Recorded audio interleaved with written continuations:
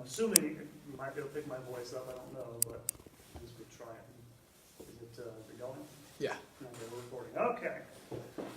Without further ado then, welcome to the third and final fall meeting of Controversies in Church History. A little free course we're offering here at Our Lady of Hope, Our Lady of Sorrows. If you don't know, there's another community here called Our Lady of Hope. Long story, I'm a part of that one, but we're here at Our Lady of Sorrows.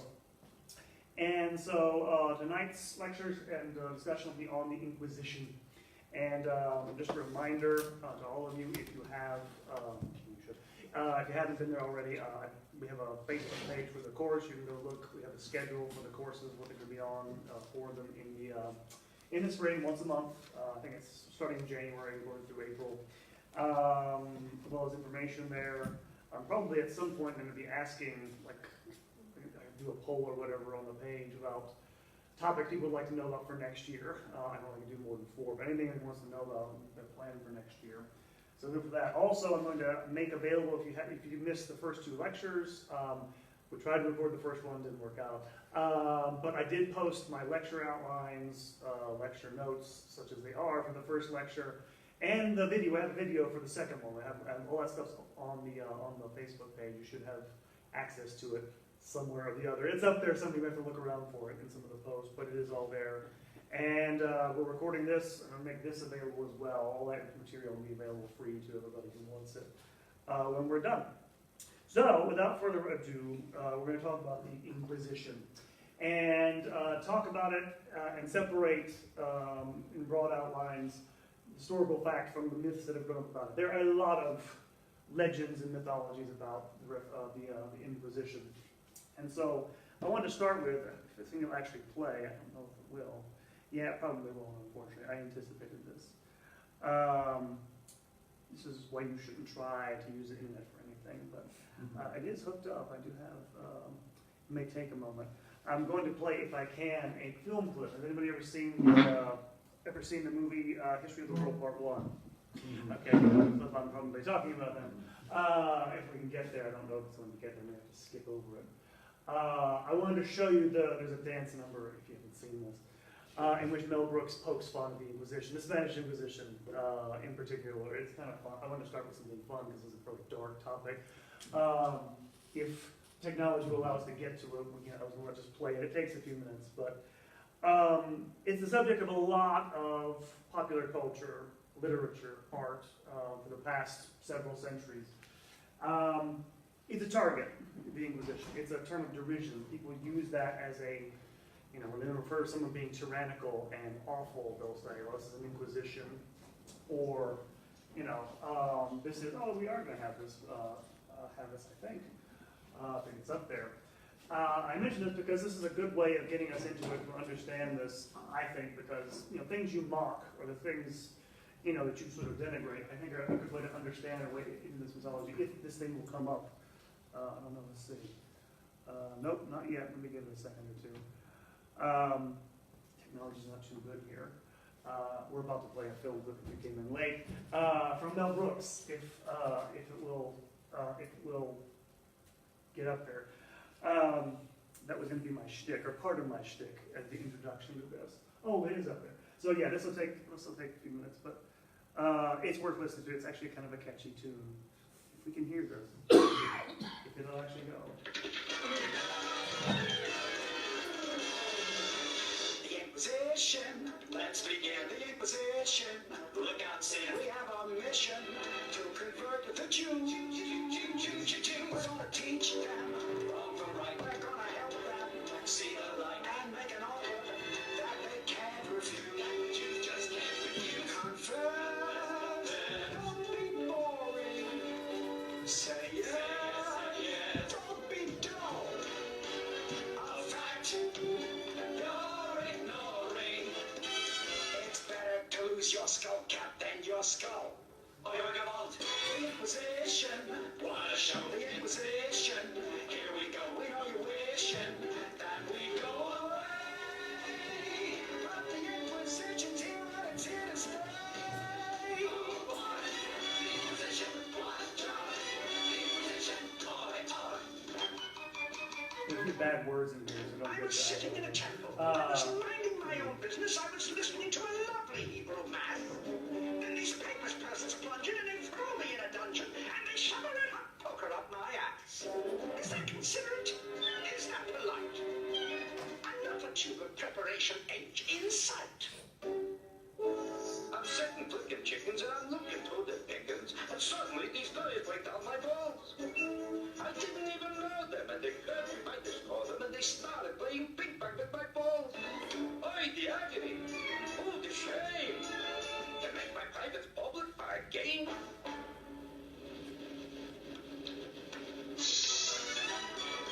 The Inquisition, wanna show the Inquisition. Here we go, we know you're wishing that we go away. But the Inquisition's here and in today. Talk about it, what do you say? I just got back from the Ordre de Fay. Ordre de Fay? What's an Ordre de Fay? It's what you ordered to do, but you do anyway. Skin, scan, fooly, vanity, when you can fight.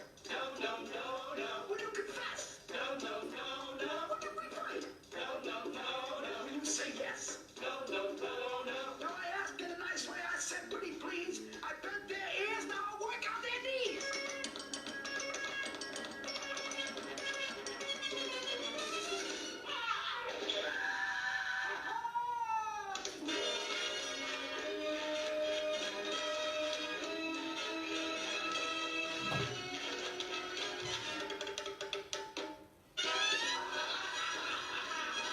Hey, Torquemada, walk this way. We got a little game that you might want to play, so pull that handle, try your luck. Who knows, Torque, you might win a buck. All right.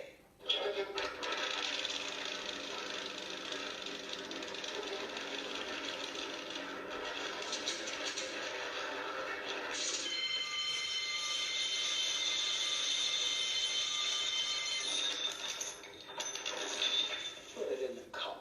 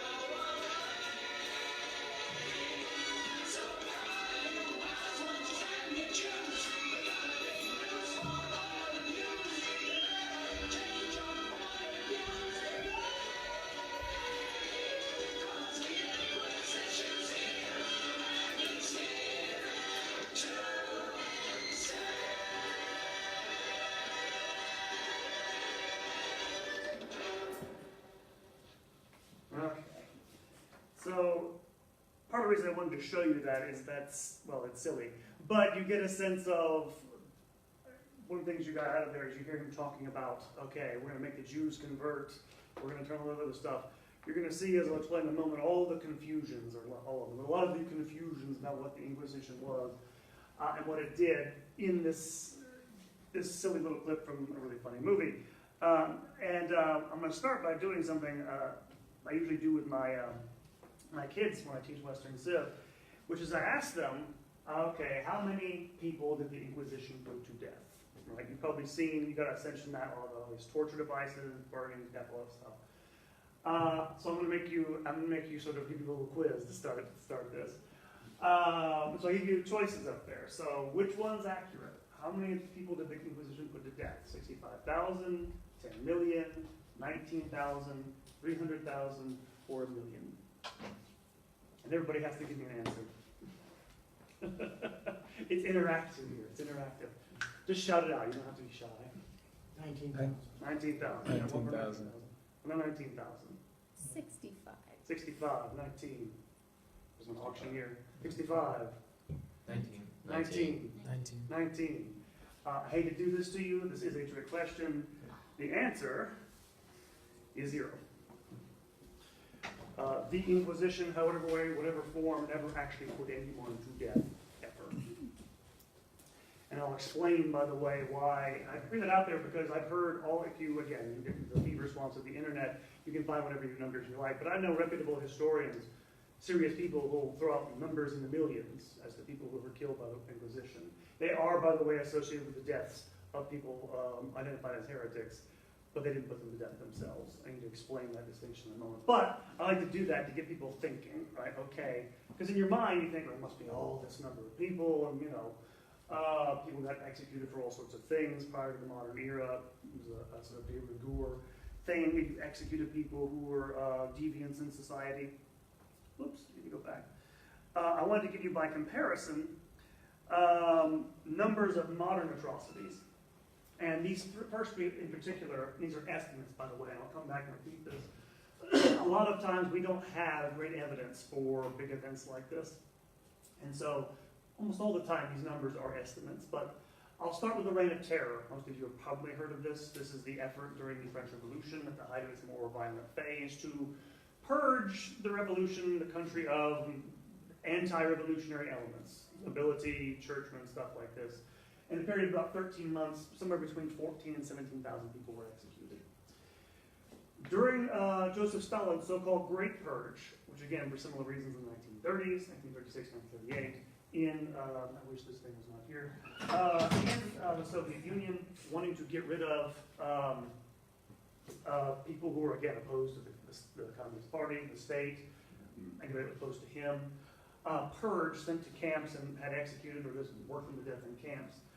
Again, numbers are not really precise, but somewhere in the order of 600,000 to 700,000. That's the number I got trying to find research on this over 2 years span. And the Cultural Revolution in China from 1966 to 1976, where again you had the Communist Party under the leadership of Chairman Mao wanting to purge Chinese society of capitalist elements, opponents of the revolution. Again, either executed outright, sick mobs on, sent to work camps, death camps. Again, somewhere between 500,000 to 2 million people in 10 years' time. And by the way, these were all marked by, the reason I put these together, they're all marked by show trials. The kind of things you're kind of associating your mind with the Inquisition, which you put on trial for heresy, those sorts of things. To balloon it out a little better, if you add in military massacres or other types of forced marches, more points of comparison. The Trail of Tears from 1830, when the Cherokee Indians are forced to move from the East Coast to the center of the country. About 2,000 to 6,000 people perished on that trip to the middle of the country. The Vendée, which most of you, I'm sure, don't know what the Vendée is, actually. The Vendéan War is actually, if you like, a counter-revolutionary civil war, basically, in which Catholic peasants, basically, they were upset about the French Revolutionary government doing with the church in 1794, organized themselves into an army and began defeating revolutionary armies in the northwestern part of France. So the French Revolutionary government sent several armies into that territory. wiped out the armies, burned whole villages to the ground with people in them, and then when they were done and captured the last of those armies, they began executing them on the spot, guillotining them, and when they couldn't guillotine them fast enough to appease the military leaders on the ground, they began tying them into sacks and throwing them in the river to drown them. Again, numbers are kind of sketchy, somewhere between 100 and 300,000 people. And I won't go through all these in turn, but you have these modern massacres, the Armenian massacre, Armenian genocide in the early 19th, 20th century. The Holodomor, if I don't know what that is either, that was the enforced Ukrainian famine. Joseph Stalin in the 1930s was trying to force Ukrainian peasants onto collective farms, to give up their own farms. They refused. He encircled the country of Ukraine with the Red Army, confiscated every last bit of grain or food from their houses, and waited for most of them to starve to death, which many of them did. And of course, lastly, the Holocaust, which, again, I should emphasize this, is something you should know about history in general. We don't know that's an accurate number. When people walked into the camps in 1945, they basically had to extrapolate because the Nazis really good at keeping records. They were even better at destroying them, which they had done, as they knew the Allies were closing in. Could be a lot more, we don't know. And so the question becomes, this is the question I begin this lecture with, is, I'll begin with that thing on the bottom there. Why is the Inquisition so much more this symbol of everything that's tyrannical, awful than these other events? Why does it have this power and imagination that, why does everybody say, well, this is like Stalin's show trials? Nobody says that. And that's one thing, that's what we're going to try to answer for you today.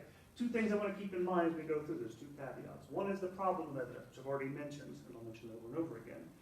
A lot of times our evidence is not good, and I'll come back to this, have several opportunities to come back to this in the course of the lecture. But also of just viewing it through, and people have viewed this through, confessional lenses. They have viewed this through partisan lenses for a long, long time.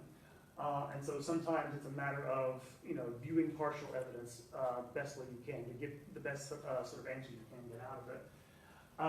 Not just a lack of evidence, but again, lack of quality evidence kind of undermines what we can actually answer sometimes.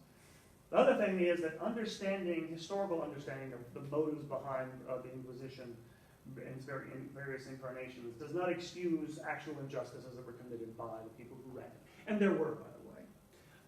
Putting all those numbers up there wasn't meant to sort of excuse anything that went on, just to give you the difference in scale and difference in the actual, the severity of what we think of as persecutions, injustices that way.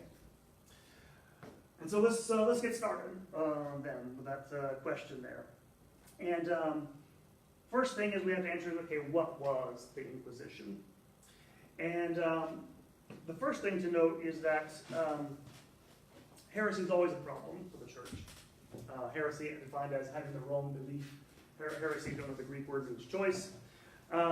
Meaning that you made the wrong choice, you've chosen against the church's teachings basically. And in Scripture, of course, there's not a lot that addresses this. A few times it is addressed basically when there's an erring brother or sister. Basically, you admonish them, you warn them, and then St. Paul, in some of his letters mentioned, you sort of detach yourself from them, basically. Or what might amount to a sort of expulsion from the community. This is more or less a sort of prefiguring of excommunication, where you abandon the church's beliefs, you get kicked out, basically.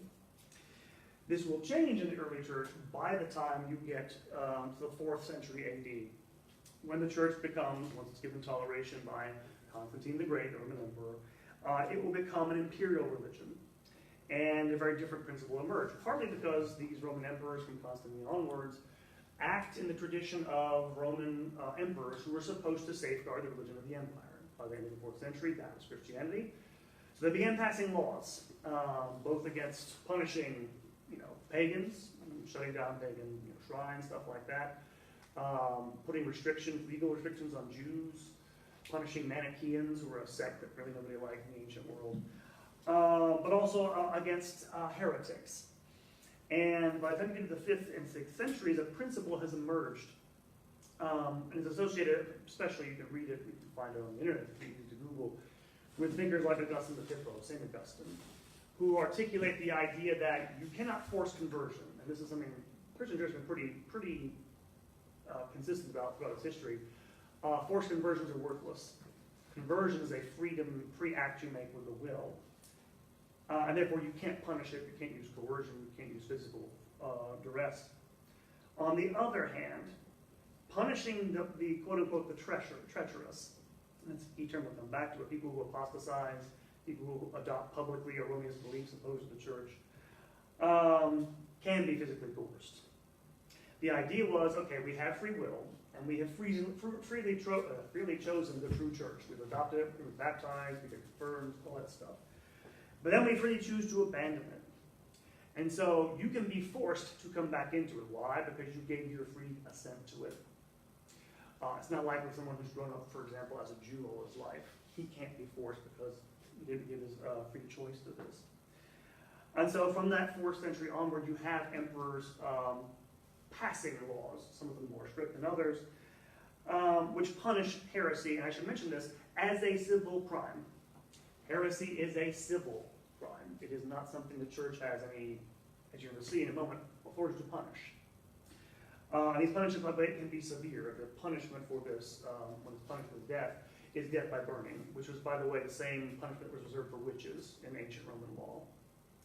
And if you're wondering, by the way, why the severity of that punishment, it's very simple. This is not something that's a crime an individual commits on his own, no repercussions. This is a crime against the entire community. As you're going to get into the Middle Ages, when Christianity becomes the de facto belief system of everybody, and it's not the only thing that holds society together. You don't have strong governments, you don't have an empire anymore.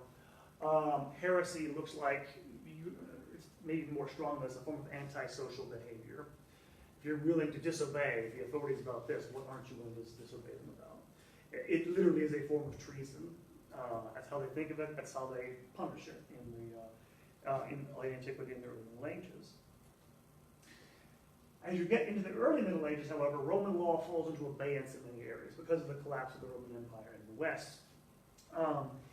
But, and that's the thing to mention about this, and I should have mentioned already, the whole idea of an inquisitio, an inquisition, has been there since Roman times, since the time of the Roman Republic. An inquisition was basically a legal process by which you investigate a crime. That's all it meant. That's what more, and it had several different meanings, specific meanings in law, and that's more or less what it meant. Even as that procedure kind of goes into abeyance, it kind of doesn't disappear, but again, you have kingdoms which are founded by Germanic peoples who don't have Roman law, or who adopt it later on, and so they don't, that term gets used, but mostly within the context of the church, and almost only with regard to the clergy for several hundred years after this. In other words, it's there, it's kind of a dormant principle, if you want to put it in those terms. What's going to happen is, and by the way, I should mention, when they did punish heresy, prior to the 12th century, when the Inquisition, as we understand, begins to emerge, basically there were two ways you could basically punish or try to deal with heresy. One, mobs, if they found someone they didn't like and declared them to be a heretic, they just go grab them and burn them, which we have records of things actually happening in medieval Europe. The other way was you could accuse someone before the court of a local nobleman. You have to understand, in the Middle Ages, before the rise of great kingdoms in France and places like that, basically every petty nobleman had their own law courts, their own manorial law courts. And if you got accused of heresy, you could drag them before one of these courts. And he would be the one to try whether or not what you had said, what you had done, what you'd been accused of is actual heresy. And as you can kind of imagine, most of these noblemen, just not very literate, if literate at all, didn't know much about theology, they were rather easily swayed. This led to things that might be considered unjust. And by the way, the church did consider them unjust, which is what leads me to my next point. As you're going to come to the Middle Ages, and what's going to happen is, beginning in the 11th, 10th centuries, 10th, 11th centuries, you're going to have the study of Roman law be revived in medieval universities, starting in Bologna, in Italy, and then moving on to other places across Europe. They're going to take up again with a renewed enthusiasm Roman law text. And I can't emphasize this enough. This is one of the major developments, intellectually speaking, in the Middle Ages. Because what's happened is you have all these kingdoms. Okay, you have whatever, German kingdoms here, you have the Kingdom of England, France, all that other stuff. You have no one single legal system that binds the Christian world together. What's going to happen is the church is going to use Roman law to create one, its own law. The canon law, the system of law we know as canon law for the church. And they're going to use it to create a systematic, a principled, systematic version of law that can be applied anywhere in Europe. Why is that a big deal? Well, because if you went from one local area, it may not be that far away from another, you might have totally different customs, totally different ways of living. Disorder and chaos were sort of normal aspects of life in medieval Europe. And so churchmen, of course, by the way, who were mostly the only literate people in all these places, it would come to be parts of government, parts, advisors to kings in the Middle Ages. So this was important for them as something to have. And so law becomes, and I should mention, by the way, just the importance of this to the church in the Middle Ages. Most of the popes, the vast majority of them in the Middle Ages, are not actually theologians by training, they're canon lawyers. Why? Because you need canon law to run the church, which, by the way, is the biggest single institution in Europe by far. It has more staff, more secretaries for various dignitaries like the Pope than any institution in Europe will until the 16th and 17th century, when you have the beginning of the modern state in that period. So you're talking about something that's very widespread and gets into everything in the church's life. They begin to apply this legal system to almost everything. And this is kind of where the Inquisition is going to come from. Because for the first time you're going to have, and again, this term, this legal process of an inquisition, I'll describe what this entails in a moment, is going to be applied to heresy, starting in the 12th century, particularly in Western France. There appear several major groups, the Cathars, the Albigensians, in Western France, which the church begins to have to deal with. And a lot of this stuff occurs at a time when the church is trying to extricate itself from civil authority. It's trying to assert its authority over aspects of life it thinks it has, authority over. One of those things would be defining what heresy is. Again, you're asking why we have this legal tribunal if you want to go through to determine heresy. Well, if you didn't have that before, again, the only recourse you had was to escape a mob. If you were accused of it, was going to these local noblemen, who again weren't notoriously well trained or could be arbitrary, obviously, in a lot of things that they did. And so what happens is they begin sending out these, and I'll come to this in a moment, begin using this process in the late 12th century. And in the Middle Ages, there really is no single, this is the thing to remember, there is no single institution called the Inquisition anywhere. It's only when you get to the early modern period, and this is going to be for circumstances that come clear in a moment. In certain countries, there'll be an actual single institution called the Inquisition for very specific purposes. Created the Spanish Inquisition in 1478, the Portuguese in 1536, and then in Rome, the Roman Inquisition, which is, if you don't know, the ancestor, in fact, of the modern-day Congregation for the Doctrine of the Faith. It was meant to, as we'll get to, safeguard orthodoxy against Protestantism in 16th century. So you have this process where, for the most part, there was no single pattern of how ecclesiastical authorities would investigate charges of heresy. So this comes so I have to explain, of course, what it does, so we know what it is. It's a tribunal run by an inquisitor. But what's an inquisitor? Inquisitors are special judicial figures, usually appointed by the Pope, and sometimes other people, mostly the Pope, as we're going to see, whose role is to determine heresy and to get people to confess and repent of it. That is their main thing, is they can confess, repent, and reconcile them to the church. And again, I should emphasize this, it's just a single sort of judge, basically. If you think of it as being sort of like, in modern terms, a special prosecutor was appointed, who's an outside prosecutor, who's to come in and give his outside opinion on something. That's kind of what inquisitors did. I mentioned the role of the papacy, and again, the papacy was playing an increasingly large role in a lot of aspects of Western life in the 12th century. One of the reasons, by the way, they wanted to interfere in this matter, would have been a civil matter before this, was because they were concerned, the papacy, popes were, about abuse, of course, of tribunal for heresy. And this is the thing you're going to have to wrap your mind around, that the Inquisition was actually established to be much more lenient in the civil courts. I'll explain in a moment the actual process. It was meant to give people every opportunity to recant so they could get out of the whole burning thing. which is always a good thing, right? But it also then has to do with this growth of the idea of the universality of law. I think there's one standard everywhere for the church. Again, that was really important. It was not important, by the way, for kings and They didn't care about any of this. The church, on the other hand, wanted there to be a procedure that was fair for everybody as far as possible. And that's one of the reasons why this gets created. And so what actually happened in an Inquisition? How did this work? So what happens is you're going to have an inquisitor appointed by the papacy. And by the way, early on in the 12th century, before it becomes regularized, it doesn't become a regular feature of medieval life until the 1230s. Pope Gregory IX is actually the one who sort of gathers up all the various forms and sort of regularizes them and gives them papal direction. Basically, there'll be an investigation in which this inquisitor will go into a local area and he'll call together the clergy and people in a convenient place. And then he'll preach a sermon in which he announces his credentials as a theologian, who is appointed by, all that stuff. And then he'll urge and call upon all the Orthodox Christians in the area to identify people who are heretics or those who are suspected of heresy in the vicinity. And then he'll announce a period of grace. I don't know how long the time was, I guess it varied from place to place, in which confessions will be accepted without any sort of consequences at this point. And so you basically give them time, as it were, to sort of, hey, if you're going to use this, come and see us, and get it over with quickly as possible, right?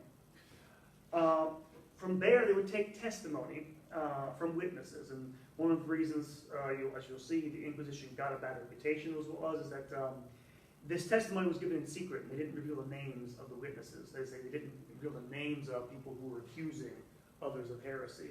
And the reason for this apparently originally was to protect people who were making the accusations from retaliation. But it became a point of contention later on, we'll get to, this secret nature of this tribunal. But the proceedings would be recorded in full, and they said their names, everything that went on. Oftentimes, by the way, the accused were not permitted counsel, and the reason why was to make the procedure that much more quick so that you got to get it over with. Again, this would also in time become something people would criticize heavily.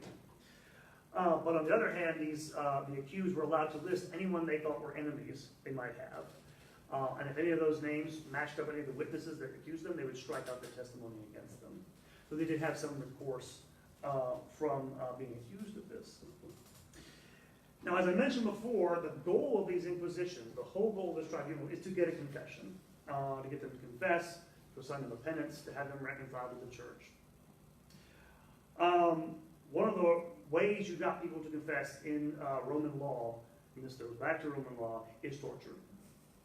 And every single legal body I can think of in medieval and early modern Europe used torture in its investigations. And by the way, when I say torture, you shouldn't get the idea that pulling out fingernails and stuff like this.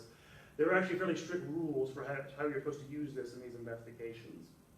The goal wasn't to damage the body of the person you're investigating. The goal was to give them some incentive to tell the truth. And if that sounds awful, by the way, think about this for a second. They had the assumption that if you didn't, you wouldn't. They had a much less, everybody here is like, we're all nice to each other. You assume that we're going to be honest. You assume you can trust your neighbors. Medievals had a much darker opinion of people. If they didn't have that, you'd probably lie.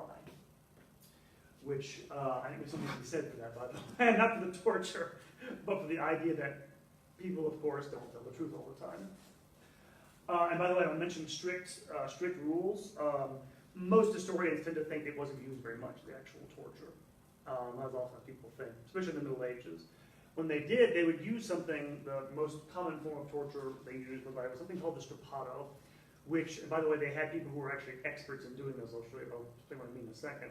What they would do is they would throw a rope over a pulley, the ceiling, and then tie your hands behind your back and then lift you from the ceiling. And what they would do is, they'd ask you questions, they didn't buy it, they would drop you the rope down a little bit. Now, of course, jerk up your arms like that, extraordinarily painful. But they couldn't drop it only so far. They actually had this down to a science. Trust me, in places like Renaissance Italy, they were experts in torture. But in the Middle Ages, again, this actually a fairly rare occurrence when we talk about torture in that way. And then finally, punishments. And punishments, if you recanted, basically amounted to forms of penance. You would go on a pilgrimage, you were supposed to go fast for a certain period, practice some sort of particular devotion to a particular saint, or wear a yellow cross on your garments for a specified period as a matter of penance. And that's mostly it. Those are almost all the sentences that an actual, this is why I said that Inquisition never burned anybody. This is why. That's the only punishments that can actually hand out. Like, technically speaking, this is a matter of civil law. You could have your goods confiscated if you were, accused of being a heretic. Again, that's civil law. They would do that. The only time, of course, you would be burned is if you refuse to recant. If you refuse, you would then be relaxed. That's the Latin term they use. You would be sent to the civil arm of the law. And then they would apply the sentence to you, which what's happening in the higher part of the Middle Ages when this begins, by the way, is that punishments for heresy were increasingly severe. And again, by the High Middle Ages, it would be something like burning to death, which was the same punishment, by the way, for treason. So that's why, of course, I can get away with saying, oh yeah, the church didn't actually burn anybody. They would hand over, of course, people who would not recant to their secular arm of the state. So how many did they actually kill? We do have something like numbers for this, and I need to go through each of these in turn. And these are estimates, by the way. We really don't have, the Inquisitors kept pretty good records, but we don't have all of them in a lot of different places. And there were basically, we're going to talk about the medieval Inquisition last, because it's the most tenuous in terms of our knowledge. The Spanish Inquisition lasts for over 300 years, and the best estimates any can come up with is that they spent between 3,000 and 5,000 people to the stake to be executed in over 300 years. Most of them, by the way, about 2,000 of them before 1530. And the reason why, by the way, and this is one of the things that we find historian Henry Kalman, who's of all things, the rarest of things, a Spanish Protestant, wrote a fine book called the Inquisition, or Spanish Inquisition of Revision. Basically, the reason for this is that the state, the Spanish monarch, was behind the sort of abuses, most of the abuses of the Spanish Inquisition. If you remember, the Spanish monarchy unites, Castile and Aragon, 1492. And I forgot to mention this in all this. The Inquisition had no jurisdiction over Jews. That's why Mel Brooks's nice dance number there is great. It's inaccurate. They could not actually get at. It had no jurisdiction over non-baptized persons. Who they were targeting in Spain were Marranos. Conversos is another name given to them. People who had been Jews and converted to Christianity, who were suspected of still practicing Judaism. Again, that principle of, okay, you can force people who've been baptized to their faith is being used. And almost certainly, by the way, by the Spanish government, more for political reasons. By political reasons, I mean they were worried, quite frankly, about fifth columns. They had just conquered former Islamic territory where Jews had been fairly prominent. And so there was some sort of, that, probably anti-Semitism. Probably also, this is the procedure as you can kind of imagine, it's probably fairly easy to manipulate in some ways. This is one of the things about the Inquisition, doesn't need to be watched over. I'm sure people use that as a way of settling scores people they didn't like. We know people do this, but those are the numbers there. For the Portuguese Inquisition, which was only instituted in the 1530s, the King of Portugal asked us for this, the Inquisitor to be sent there over less than 300-year period, about 1200. Again, estimates. The Roman Inquisition handed over to the civil arm of the state about 1250. And then finally, I'm putting up there the medieval Inquisition. Nobody really knows about the medieval Inquisition. Our records are much, much worse for those. The esteemed historian, Italian historian, Carlo Ginzburg, basically thinks you can't know any of this, that he thinks the evidence is so sparse, we'll never know how many. I think it's a little too radical. The best estimate I was able to find out was that maybe 3 people a year in the Middle Ages. I'm defining those dates from 1184 to 1542. It's arbitrary. I just picked it out because that's when the Roman Inquisition finally begins. Maybe 3 people a year were handed over to the civil arm to be executed in the Middle Ages at its height. Wasn't that many, to be honest. And so maybe you add another 1,000 or so. So you had about 8,500 in total, people who were handed over to the secular arm of the state to be executed. And again, the point is not to, especially in cases where it's obvious abuse, where they're not really trying. And again, this is, we'll get to this, back to this in a second, this is one of the things, of course, is different from a modern society and medieval society is, we don't actually burn people for heresy, which is a great thing. On the other hand, it deeply mattered to people whether or not you had the right belief. That's going to be the big difference I want to come back to, but again, notice the number there, the number for those modern atrocities. And again, why is the one sort of 24/7, projected into people's minds, and why the others forgotten, right? One other controversy I want to talk about, because this relates to the Inquisition before we wrap things up. There was a book published about 30 years ago now, actually exactly 30 years ago now, by a guy named R.I. Moore, which was called The Formation of a Persecuting Society. And his idea was that in the 11th and 12th centuries, the medieval church and medieval society developed techniques of social control and for persecuting dissenters and deviants, whatever, stuff like this, due to the growth of a literate class among the clergy. And that this left a legacy of persecution to the modern age. In other words, two things. One, he wants to take, and by the way, he's thinking of the Inquisition primarily, he's extending this to other areas of medieval life,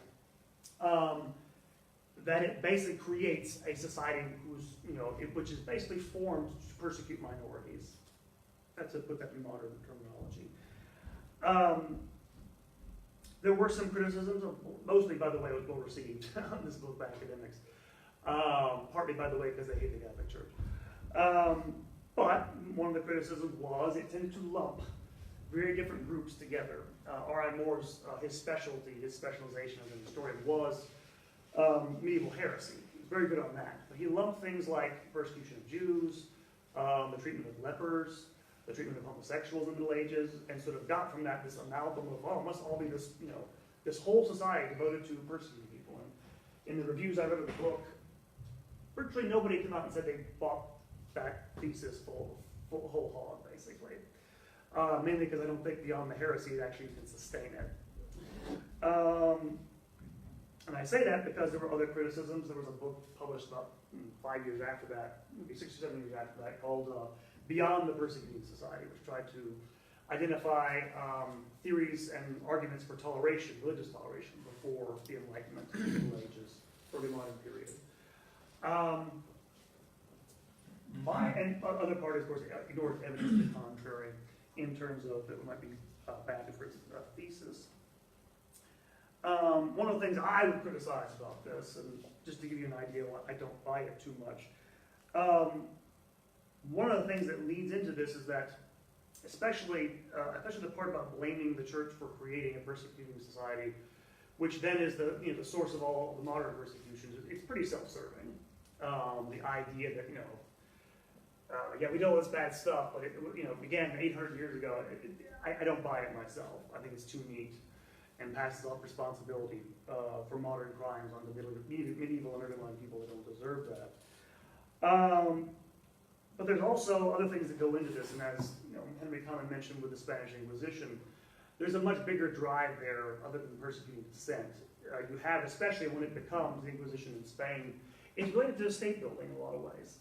The effort to crush dissent is a matter of the modern state trying to assert its autonomy from the church in a lot of ways.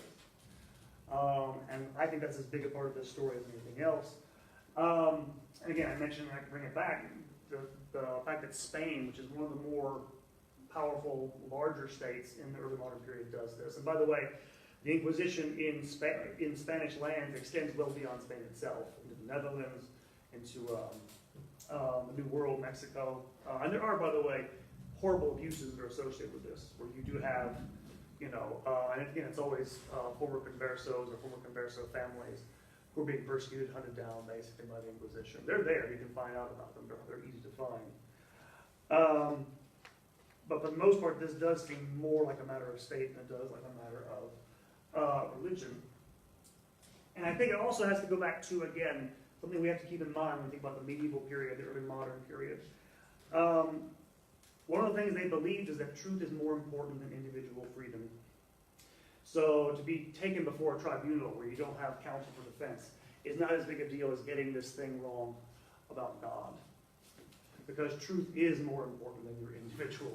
Like, what's more important than that, right? It mattered intensely to the medieval church that they get this right.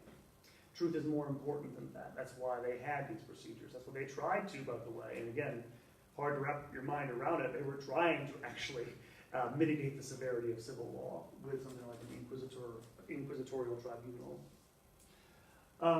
Whereas in our modern way of thinking, we think exactly the opposite. We don't want truth to cost that much. Ours is a pluralist vision. We don't want to put, of course, the individual ahead of that. Of course, part of the problem with that is, of course, you put truth away at the same time. It becomes very relativistic very easily. And I have by the way, no stomach for burning people. The whole idea, I've read descriptions, it begins leading me horrified. But I think there is something actually more admirable, at least in that impulse, when we talk about the Inquisition, why they did what they did. We do have to understand it. Again, we're not going to excuse anything, which we should not, from that era, where you did, of course, have a lot of injustice because of it. So it was this legal process. It didn't kill that many people. It was sort of normal at the time. Okay, where does this myth come from that it is the fount of all evil? It is the sort of symbol of all tyranny, yada, yada, yada. Where does it come from? It comes from several sources. The first, beginning in the 16th and 17th centuries, and first source of this is our Protestant Reformation polemics against Catholicism. Especially, and they latched on to the Inquisition, did people like Luther and later on other people as well. Partly because of its ecclesiastical nature. A lot of the reformers were former priests themselves who left the priesthood, but there was a real strong streak of anti-clericalism running through Western Europe in that time frame. A lot of people just really hated priests and hated the idea of them having power over them. So this is one reason why it stuck so well. The other reason is that in the 16th and 17th centuries, the Spanish and the Roman Inquisitions, whatever you think about their the punishments they allowed to happen because of the state, were successful in keeping Protestant ideas out of Italy and Spain for the most part. There's a reason why they're still Catholic. And it's not because, again, this is where, and again, this also goes back to mention two visions of society. We don't believe in coercion for the most part. Again, they did. I think you can say in a sense coercion worked if you put it in those terms, but they were afraid of it for that reason. And plus, of course, this is the other part of this we have to keep in mind, Spain in the 16th and early 17th centuries is the most powerful country in Europe. So countries like England, which are not very powerful, the Netherlands, the Dutch, they break away from the Spanish actually, rebel against them, establish their independence. They're going to terrified to be taken over by them, invaded by them. So this colors their polemics. And especially in the English-speaking world, we'll get to the Black Legend in a second, we all come out of that tradition. It becomes part of national myth in England, right? We're the good, godly Protestant nation that's surrounded by all these wicked papists.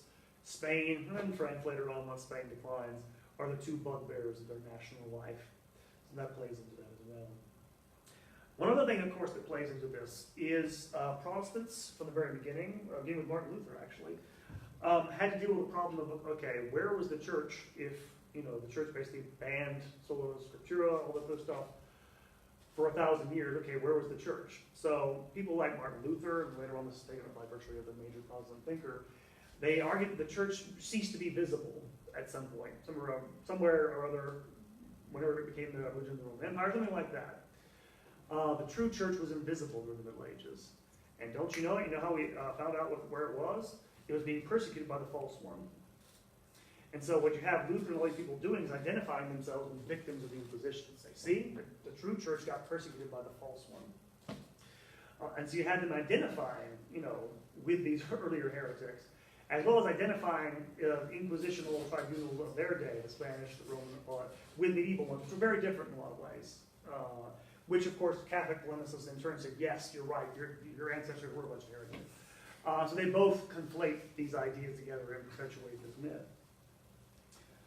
Another myth that is allied with this is the so-called Black Legend. If you're not familiar with what this is, say, a largely Anglophone idea that originates in Protestant polemics in 16th century, 17th century England, which depicts especially Spanish treatment of Native Americans in the New World as cruel, excessively cruel and brutal, based on religious prejudice and persecution. The presence of the Inquisition in Mexico, fed into this, all into this sorts of things. And these are, for the most part, by the way, nationalistic type of propaganda.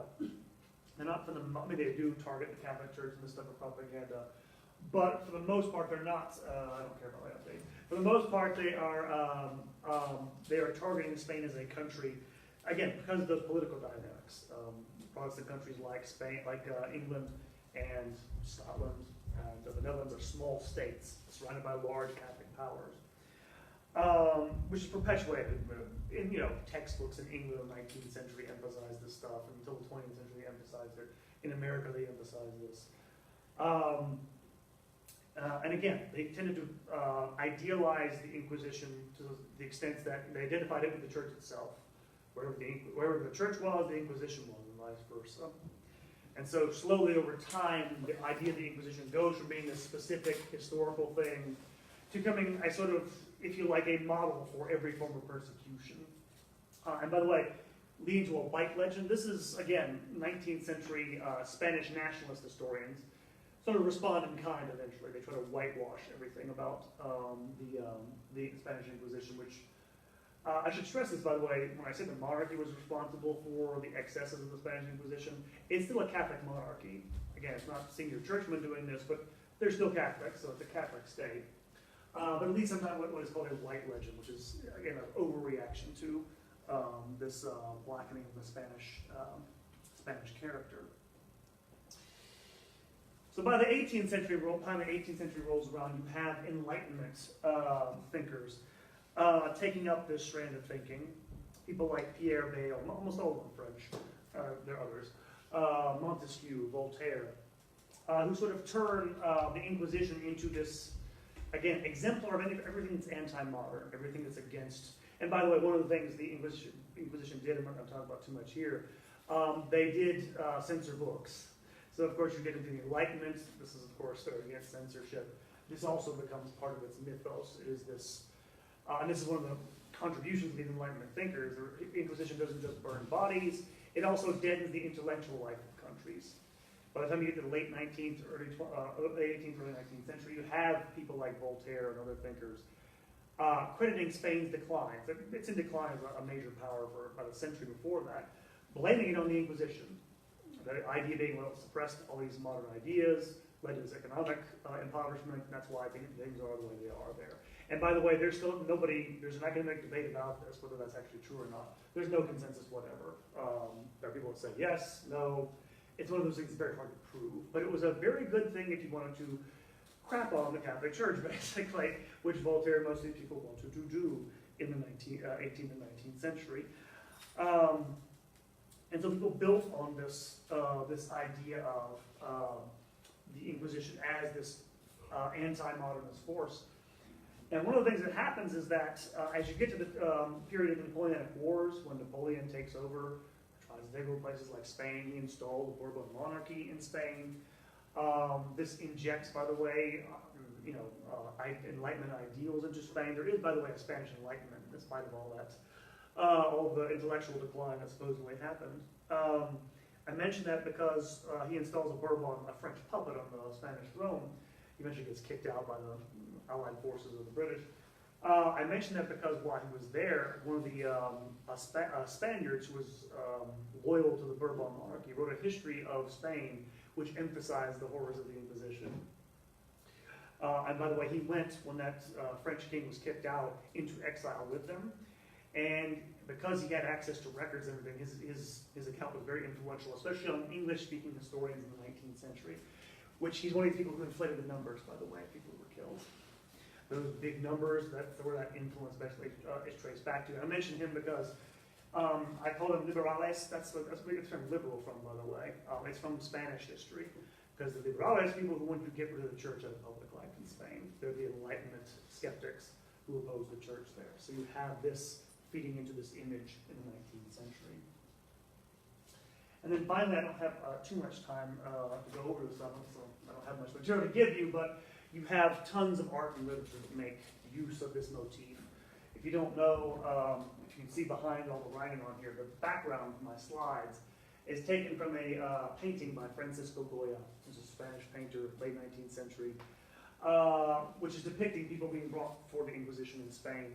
And you can identify people being brought there that have these conical hats put on their heads to identify them as heretics. And again, this is the sort of mythology that gets projected by, again, Spanish painters here. And by the way, Goya never actually left the Catholic Church. In fact, when he died, he actually requested he be buried in a Franciscan habit. So again, a lot of this is people reading back things that he was critical. He wasn't necessarily a philosopher in the same sense that Voltaire was. But it projects this image. Now, there was a film made about 15 years ago by, his name escapes me, the guy that did the Eastern European director, big name, Milos Forman, that's the guy, called Goya's Ghosts, which again sort of tapped into this anti-clerical vision of Goya, which there's truth to it. He did criticize the church. It's not quite that simple. But most famous probably, maybe Edgar Allan Poe's short story, The Pit and the Pendulum. This is supposed to be taken. Ever read that story, The Pit and the Pendulum? One person, nobody reads that anymore. Two people. Like this is, you're so deprived. You don't get all this good anti-Catholic literature in your thing. It's terrible. No, but it was a short story that Poe wrote about this. It's basically a psychological thriller where the guy's, he's being, he's about to be killed by the Inquisition. Long story. It's a mythological, nice story, but it's a story. The most famous goes back to the novel by Fyodor Dostoevsky, the great Russian novelist. In his novel, Brothers Karamazov, there's a little section called The Legend of the Grand Inquisitor, excuse me, in which he depicts, this scene from the Inquisition in which the Grand Inquisitor, after an auto de fe, there are heretics being burnt, Jesus comes down to earth and heals this little girl and, raises her up from the dead. Everybody falls down, follows her. They're all in awe of Jesus. This is like this. By the way, especially in the context not of the story, but in the story within the story the guy's telling. He heals this girl, and they all fall down at his feet, and then immediately the Grand Inquisitor arrests him, and he takes him to prison. And in prison, he gives him this long harangue about. You have to read it; it's really amazing. My point is this vision of the Grand Inquisitor. It's a marvelous piece of literature. I teach that when I used to in my wisdom civ courses. Is drawn from these several, by the way, Dostoevsky was a Russian Orthodox polemicist. He was anti-Western, a lot of his views. He's getting these images of the Inquisition from prejudiced sources. One of the sources, by the way, are these 19th century historians influenced by historians that came out of, again, the early 19th century, the liberales historians. So he's getting very, very prejudiced views of what the Inquisition's like. So again, all this stuff feeds into, popular culture as well. You've got the Mel Brooks thing at the beginning. That's the fun part of it, actually. But it feeds into some of the best art that's ever been created, basically. And so this is the reason why, granted, you're a person, all this stuff. It just becomes a sort of moral tick, if you like. That if you're modern, this is the anti-modern thing, and you can dump on it without any sort of, fear of repercussion or reprisal. There's no microaggressions for that. There's no fear of, not speaking your mind about that. And so finally, I come to the takeaways about all this. Okay, so you have this, you have this legal tribunal, which gets used, for the most part, I want to stress this in the Middle Ages, it's a lot more forgiving of a legal body in many ways than most secular law courts are. To give you an example, by the way, there was a witch burning craze in early modern Europe from the late 15th to about the early 17th century. I think this was a fairly high number. I think about 150,000 women were actually executed for being witches. Almost none of them took place in Spain or Italy. And the reason was these are all done in secular law courts. And the reason why is there were, by the way, cases of witchcraft, a fair number brought before the Inquisition. They almost all got off. The reason why is the Inquisition had higher standards of evidence, more stringent standards for evidence than in secular law courts. So they were less subject to that hysteria. So again, you have this, again, it sounds like this awful thing where, we're investigating heresy, but it was actually a great improvement in many ways in terms of a legal process going forward. But a few things, just to leave with you, take away as an apologetic. The first thing is, the Inquisition was merely a legal process. That's it. That's all it ever was. It gave a lot of power to what essentially was a magistrate, essentially. You could blame it for that. There were safeguards, by the way. If you're wondering, by the way, okay, if that's the case, how did the Spanish Inquisition get out of hand? By the 1470s, the Inquisition was really under the control of the papacy. However, he could give a dispensation, which was requested, he did. That is to say, he could be dispensation from papal oversight to someone who wanted that for tribunal. King Ferdinand and Isabella asked for this when he sent them. And by the way, the Grand Inquisitor, the first High Inquisitor of the Spanish Inquisition was Tomás de Torquemada, who also has a very bad reputation, historically speaking. And so he gave his blessing so it would have no oversight, but just be a sort of, they'd run things themselves. I can't remember the actual number. This is Pope Sixtus who did this. This is the same Pope, by the way, who built the Sistine Chapel. Almost immediately when he did this, he gave his dispensation from papal oversight. He started getting letters from the Moranos communities in Spain complaining about the treatment by the Inquisition. And he wrote to the King of Spain, he wrote to Ferdinand, complaining, why are you doing this to these communities? He took it seriously, by the way. But he had relinquished any sort of legal authority over tribunals. And to make a long story short, Ferdinand told him to get stuffed. And the Pope regretted having done that after that point. But again, it's not as if he can, force him to do anything. The Pope has lots of money at that point. He doesn't have an army, and he has no way at that point to actually force him to do otherwise. But it was basically a legal process, which, like any of them, can be abused. And it was. It was something that I don't think I need to say this actually. It's wrong to burn people to death for heresy. I say this because it's cruel, but also because they can't repent of their death. I think, by the way, that is the point about a larger problem. I've been a teacher for over 10 years now. I've learned this the hard way. I hate punishing my students for anything. It's not in my nature. You know what I've learned? You don't punish them, they'll never do what you think is right. People respond. Everybody responds to some sort of pressure like that. This is why this process like this, it is abused. And it takes vigilance, moral vigilance, to make sure it's not. This, however, does not make the church the fount of all evil. If somebody says to you, hey, about the Inquisition, like, yeah, we did some bad things. But let me tell you about so-and-so, first of all. And then you can explain to them, it was a legal process that really got abused. We have abuse of death penalty in this country. So people get executed or have been executed in the past who are innocent. So it does happen.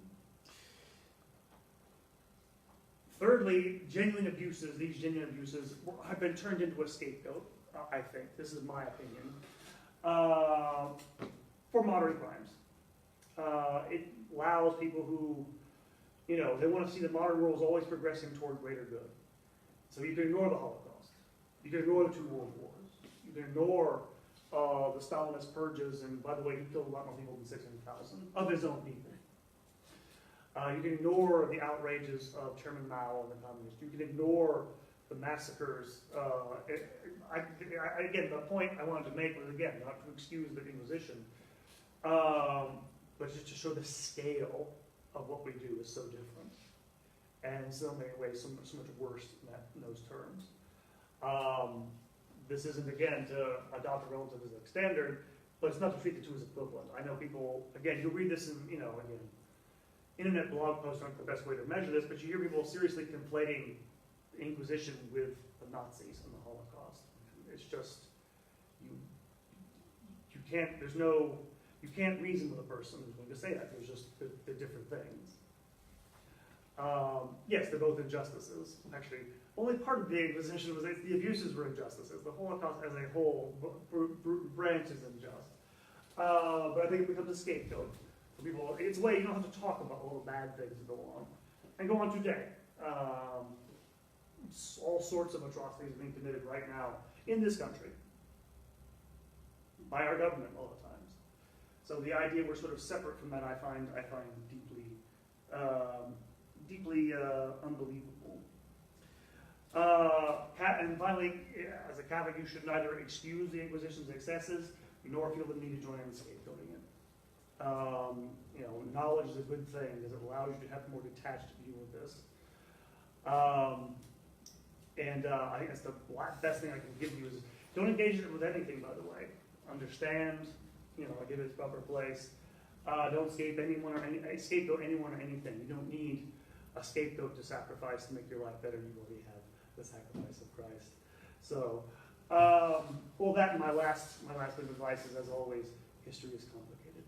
Which I say every time we have this. So that is it, by the way, for the lecture. Any questions about the presentation or things about the Inquisition you might not have gotten from the lecture you want to ask about? Yes, what's your name, sir? Michael. Michael, good day.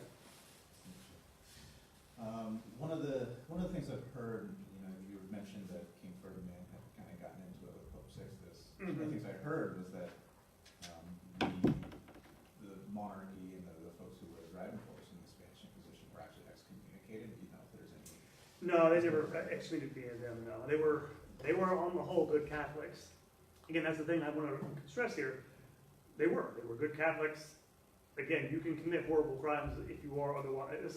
It's hard for us to deal with because it's like, you may love your father, but he may do something awful. It's hard for us to reconcile. But no, they were Catholics in good standing their whole lives. Never excommunicated. They did, and again, popes sometimes excommunicated rulers for less than ideal reasons, but never did it to Ferdinand and Castile. That's Ferdinand and Isabella, though.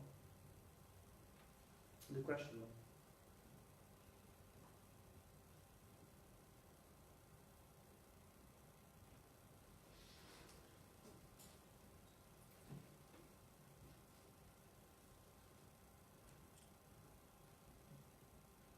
Thank you.